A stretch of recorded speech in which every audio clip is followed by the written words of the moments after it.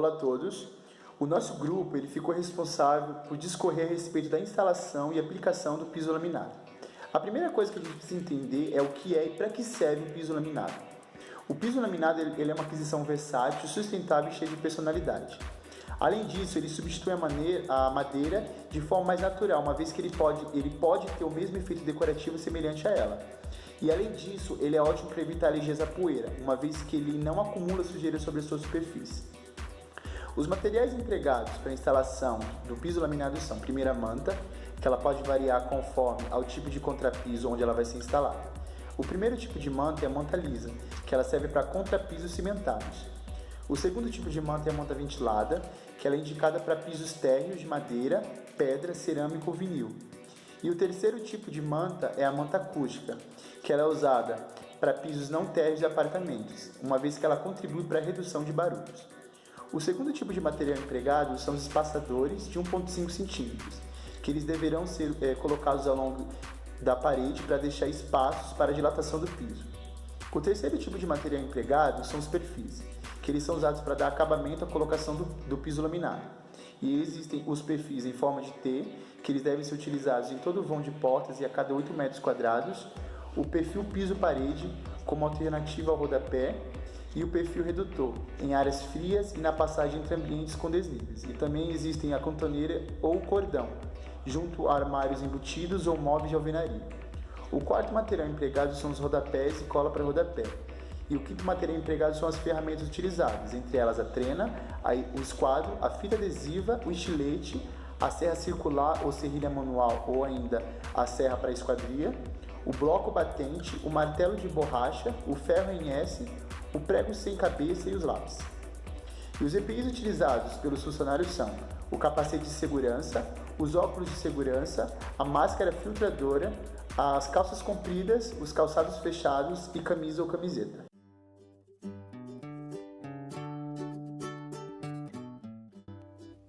A primeira etapa para a instalação do piso laminado é garantir que o contrapiso esteja limpo.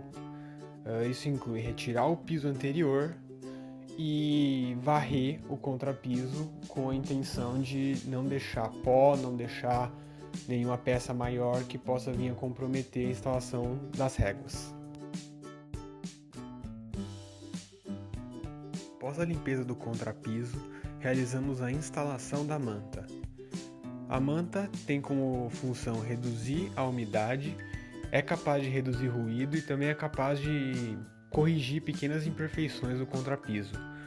Por isso, ela é indispensável na instalação do piso laminado e deve cobrir toda a extensão que vai ser ocupada pelo piso.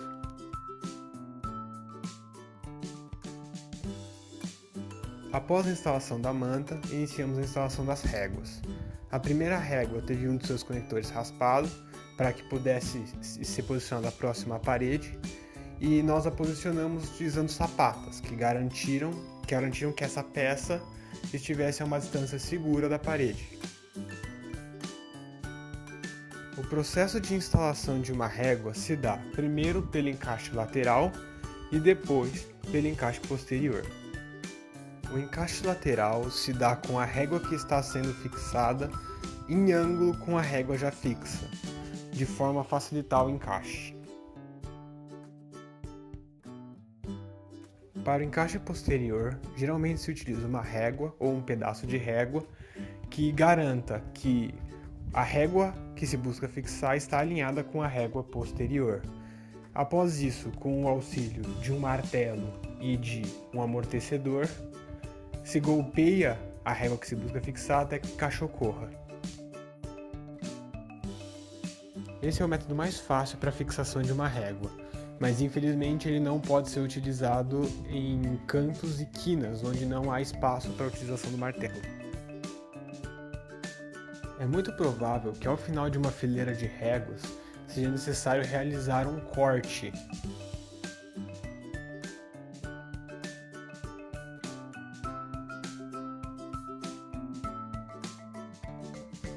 Note que, para realizar a marcação, um profissional instruiu os membros do nosso grupo a inverter a peça.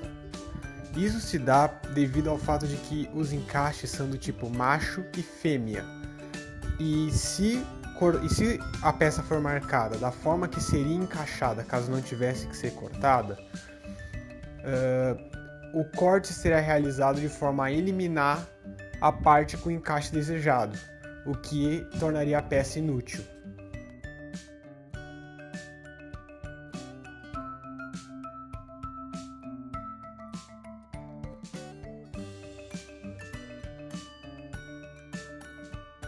Com a peça marcada em mãos, resta cortar. Vale a pena comentar que, desconsiderando a etapa de remoção do piso anterior, esta foi a única etapa do processo inteiro que gerou sujeira e ruído.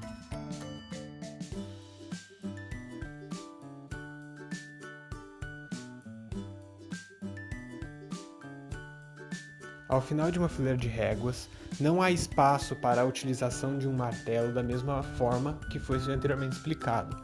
Por isso, se utiliza um segundo método para a fixação das réguas. Inicialmente, se realiza o encaixe posterior de forma similar a que foi realizado o encaixe lateral no primeiro método.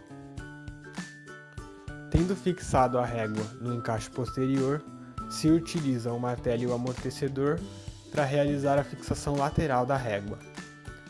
Note que, como a dimensão lateral da régua é muito maior do que a dimensão posterior, nesse método é necessário que se utilize o martelo e o amortecedor em vários pontos da lateral da régua. Durante a montagem da última fileira de réguas, é muito provável que todas as réguas dessa fileira terão que ser cortadas ao longo de seu comprimento. Também é provável que nenhuma ferramenta disponível permita que você marque a sua régua ao longo de todo o seu comprimento de forma precisa. Entretanto, como todas as peças do piso laminado são prontas de fábrica e têm a mesma medida, é possível utilizar uma régua régua. A primeira coisa a se fazer é posicionar a régua que se pretende colocar na última fileira acima da fileira anterior. Após isso, se posiciona uma régua ou pedaço de régua contra a parede e a projeção desse pedaço de régua auxiliar vai permitir que você marque a régua que você quer cortar com precisão. Note que a régua auxiliar utilizada apresenta ambos os conectores laterais, enquanto a régua marcada, após cortada e posicionada, terá um conector lateral removido durante o corte e outro conector lateral inserido na régua da fileira anterior. Durante a fixação da última fileira de réguas, é muito provável que a utilização do martelo se torne impossível.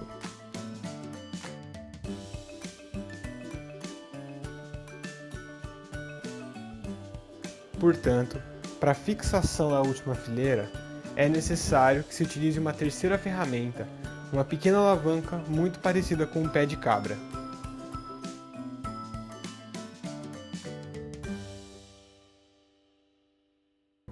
Bom, pessoal, agora que a gente já viu um pouco mais da execução do piso laminado e também de todos os materiais que são utilizados, acho que para concluir vale levantar um pouco as vantagens e desvantagens desse tipo de tecnologia. Algumas vantagens a gente pode falar do excelente custo-benefício em relação a outros pisos de madeira. É um piso durável e versátil, então existem muitas cores e tons para você escolher de acordo com a sua arquitetura. E além disso, ele é um excelente isolante térmico. Mas bom, nem tudo é perfeito, né? Então a gente pode dizer que esse piso ele é pouco resistente à água, e isso impacta diretamente quando você tem, por exemplo, um bicho de estimação. Ele pode sofrer deformações com o sol, então é pouco recomendado quando você tem uma porta de correr muito grande ou uma janela muito ampla.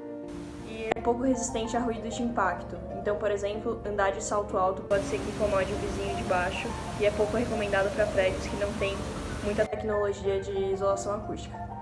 E é isso aí, espero que vocês tenham um pouco mais de embasamento aí para escolher a melhor tecnologia para vocês.